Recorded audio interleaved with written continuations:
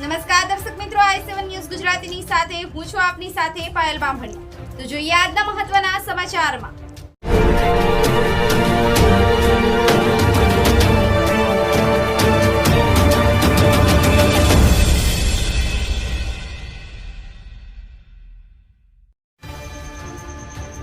Himmatnagar civil હોસ્પિટલની ખોરબેદરકારી સામે આવી। સિટી સ્કેનમાં બંને દર્દીની અદલાબદલી થતા દર્દીઓના સંબંધીઓએ હોબાળો મચાવ્યો।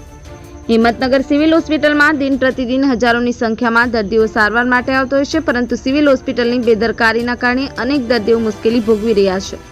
ત્યારે હિંમતનગર સિવિલ હોસ્પિટલમાં એક ગંભીર બેદરકારી સામે આવી છે। વિગત આ પ્રમાણે છે કે સિવિલ હોસ્પિટલના ENT વિભાગમાં બે દર્દીઓને સ્કેન માટે લઈ જવામાં આવ્યા હતા।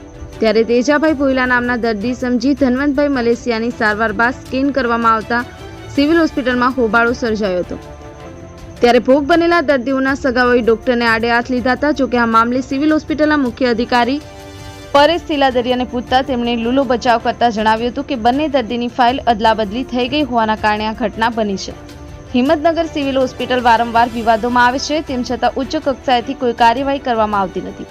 તો બીજી તરફ તાત્કાલિક સારવાર વિભાગમાં ડોક્ટરો પણ હાજર રહેતા નથી, જેના કારણે તાત્કાલિક સારવાર વિભાગમાં આવતા દર્દીઓ અને તેમના સગાવાલાઓને ભારે મુશ્કેલીનો સામનો કરી પૈસા ખર્ચે ખાનગી હોસ્પિટલમાં સારવાર લેવી પડતી હોય છે। Bureau chief Hasmukh Prajapati, i7 news Gujarati, Sabarkantha. બોલો, શું થયું હતું? બહાર આવ્યા પછી ખબર પડી કે આ કાકાનું નામ કે તેજસ નામ છે। ના તેજસ ને હા તેજસ નામ છે। ના કાકાનું તો મલેશિયા ધનવંતભાઈ છે। હા તો મેં એમ કીધું તો મેં કાકાની દવા કાકાનું નામ આ છે ને આ નામનું વ્યક્તિ કેમ તારું મેં અહીંયા બરોબર, પછી તમે શું કર્યું? મેં તો કશું નથી કર્યું। ડોક્ટરને ચર્ચા કરી આ બાબતે?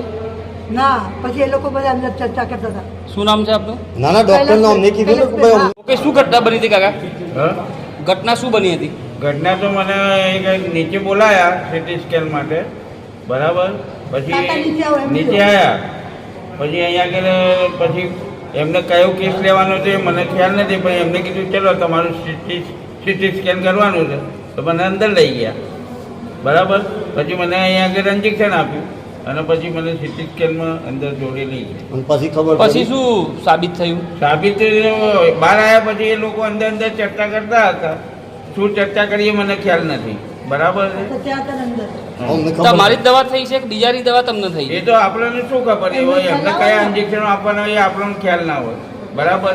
એમને જે ઇન્જેક્શનો કયા આલ્યા પેલા ભાઈના ઇન્જેક્શન મને આપ્યા કે ના આપ્યા એ મને ખ્યાલ માજી નથી। ખબર માજી